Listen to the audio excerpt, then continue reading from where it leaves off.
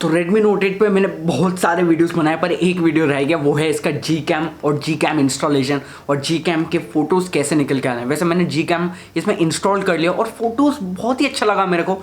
अगर एक स्पेसिफिक चीज़ बताऊँ तो सेल्फी पोर्ट्रेट जो है बहुत बढ़िया है।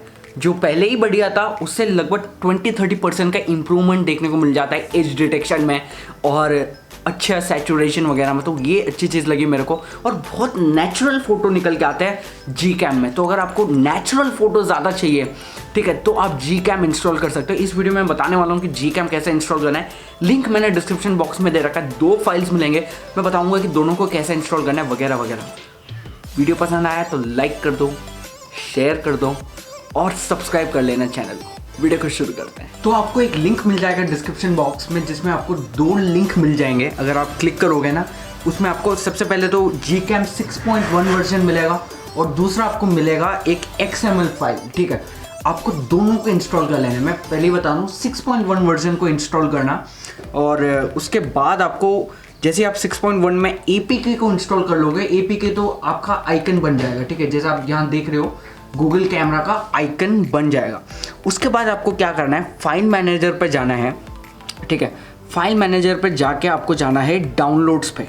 डाउनलोड्स पे जाओगे, वहाँ पे एक फाइल आपको देखने को मिलेगा, जैसे आप यहाँ पे देख सकते हैं for gcam.xml, gcam6.xml।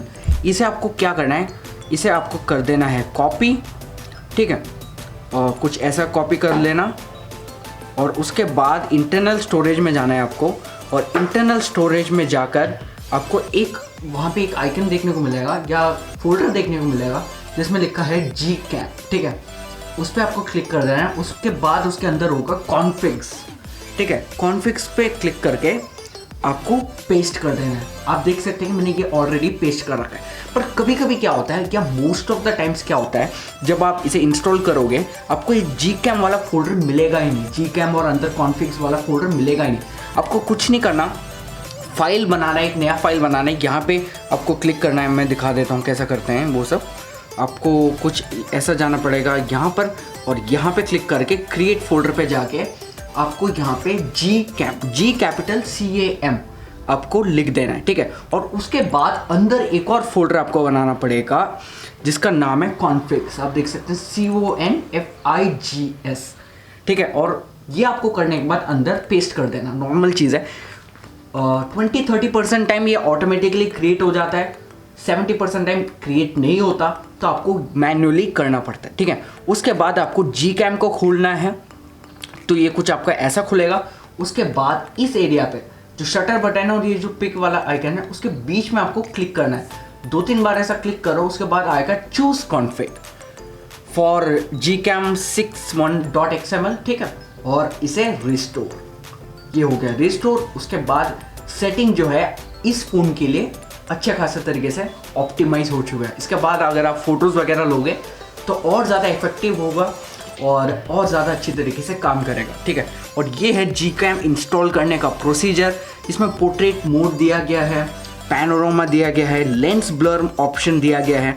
ठीक है, और उसके बाद कैमरा ऑप्शन है, वीडियो है, मोर में जाएंगे और उसके बाद नाइट साइट है, फोटोस्फीयर है, फोटो बूथ है, स्लो मोशन है। सेटिंग्स में जाएंगे तो आप HDR पैरामीटर्स को सेट कर सकते हैं, ऑटो एक्सपोजर को सेट कर सकते हैं। उसके बाद correction by night sight, exposure compensation, ये सब सेट कर सकते हैं। उसके बाद कितना मेगापिक्सल में फ़ोटो खींचना है वो भी सेट कर सकते हैं। ठीक है, और एडवांस में जाएंगे तो JPEG quality, HDR plus control, enhance HDR plus. ठीक है, और यूज़ फ्लैश और बहुत सारा ऑप्शन दिया गया है। अगर ऑप्टिकल इमेज स्टेबलाइजेशन है तो उसे भी इनेबल डिसेबल कर सकते हैं।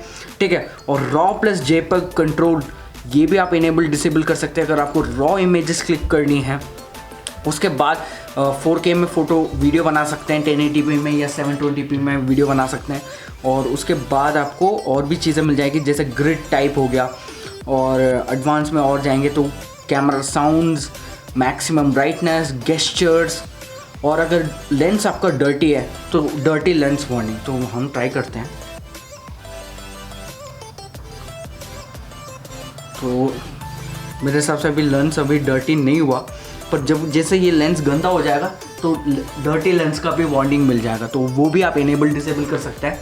तो काफ़ी ज़्यादा फीचर रिच है और इसके फ़ोटोज़ जो पोर्ट्रेट सेल्फीज़ जो है वो बहुत ही ज़्यादा इम्प्रूवड है। बाकी का मैं ज़्यादा गारंटी नहीं दे सकता, पर पोर्ट्रेट सेल्फीज़ जो है बहुत ही ज़्यादा इम्प्रूवड है।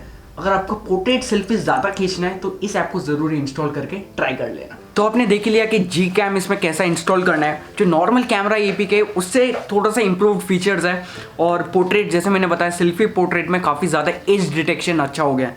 तो इसे इंस्टॉल करना थोड़ा सा हल्का सा डिफ़िकल्ट सा प्रोसेस है, क्योंकि XML फाइल को भी आपको पेस्ट करना पड़ेगा वगैरह। तो वो अगर आपको वीडियो को 2-3 बार देखोगे तो समझ आ जाएगा अच्छी तरीके से, तो वो कर लेना। उसके बाद आप Gcam को अच्छी तरीके से एंजॉय कर पाओगे। वीडियो पसंद आए तो लाइक कर देना, शेयर कर देना, सब्सक्राइब कर देना। अगले वीडियो मिलते हैं। Thanks for watching.